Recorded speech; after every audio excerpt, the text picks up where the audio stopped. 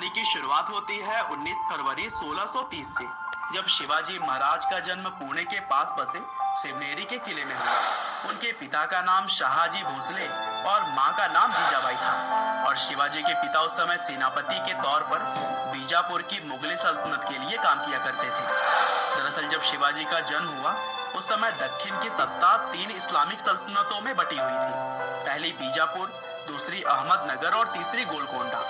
और दोस्तों बताया जाता है कि शिवाजी की मां बहुत ही धार्मिक थी, इसीलिए वह अक्सर शिवाजी को बचपन से ही गीता, रामायण और साहसी लोगों की कहानियां सुनाती थी। और शायद यही वजह है कि शिवाजी बचपन से ही एक बहादुर बच्चे बने। और चूंकि शिवाजी के पिता शाहजी घर से अक्सर दूर रहा करते थे, इसीलिए उन्होंने शिवाजी और जीजाबाई के साथ साथ पूरे शहर की देखभाल की जिम्मेदारी दादोजी कोंडदेव को सौंप दी।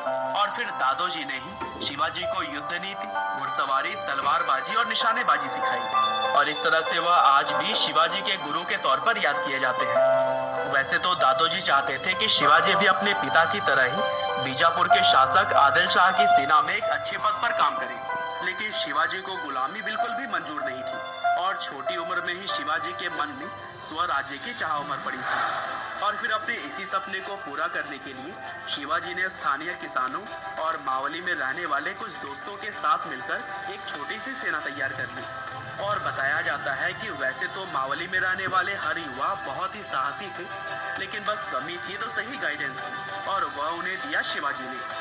और फिर सेना बनाने के बाद से शिवाजी बखूबी जानते थे कि किसी भी साम्राज्य को स्थापित करने के लिए सबसे जरूरी होते हैं किले।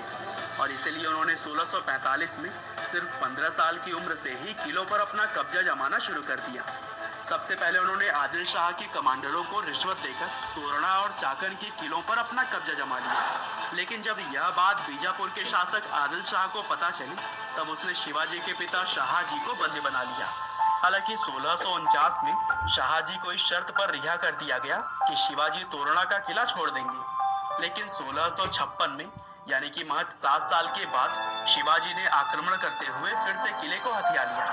और फिर शिवाजी से परेशान होकर 10 नवंबर 1659 को आदिल शाह के कमांडर अफजल खान ने उनसे मिलने का न्योता भेजा और यह शर्त रखी कि सभी लोग बिना किसी हथियार के आएंगे। लेकिन शिवाजी को अफजल खान पर भरोसा नहीं था, और इसीलिए उन्होंने अपने कपड़ों के नीचे लोहे का एक कवच डाल लिया था। साथ ही उन्होंने अपने हाथ में एक छोटा सा खंजर, जिसे कि बाघ नख बोला जाता है, वो ले लिया था। और फिर अफजल खान से मिलने पहुंचे शिवाजी को जैसा डर था वैसा ही हुआ। शिवाजी से काफी हट्टे कट्टे और लंबे अफजल खान ने उन पर वार किया, लेकिन लोहे के कवच की वजह से शिवाजी बच गए। और फिर उन्होंने अपने छोटे खंजर से अफजल खान को मार गिराया। और फिर इस घटना के बाद से शिवाजी के सिपाहियों ने बीजापुर पर आक्रमण कर दिया और 10 नवंबर 1659 को हुए युद्ध में शिवाजी की सेना ने बीजापुर की सेना को हरा दिया।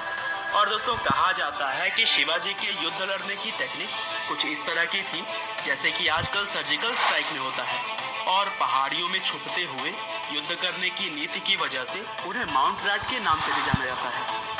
और फिर इसी तरह से आगे भी कई सारे राज्यों पर कब्जा करने के बाद 1674 में शिवाजी के साम्राज्य का अच्छा खासा विस्तार हो चुका था।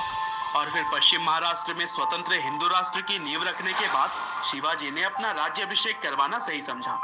लेकिन यहाँ पर ब्राह्मणों ने उनका विरोध किया, क्योंकि वह चाहते थे कि शिवाजी क्षत्रिय होने का प्रमाण दे।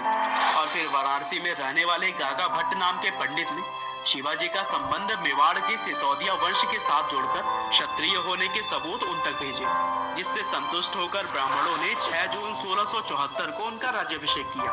और दोस्तों गद्दी पर बैठने के बाद से शिवाजी संस्कृत भाषा की परंपरा को आगे बढ़ाना चाहते थे, और इसीलिए उन्होंने अपने किलों के नाम भी संस्कृत में ही रखे हैं, जैसे कि सिंधुदुर्ग, प्रचंडगढ़ और स्वर्णदुर्ग। और फिर स्वराज के मकसद को पूरा करने के बाद 3 अप्रैल 1680 को तेज बुखार की वजह से 52 साल की कम उम्र में हिंदू धर्म के रक्षक कहे जाने वाले छत्रपति शिवाजी महाराज ने दुनिया को अलविदा कह दिया।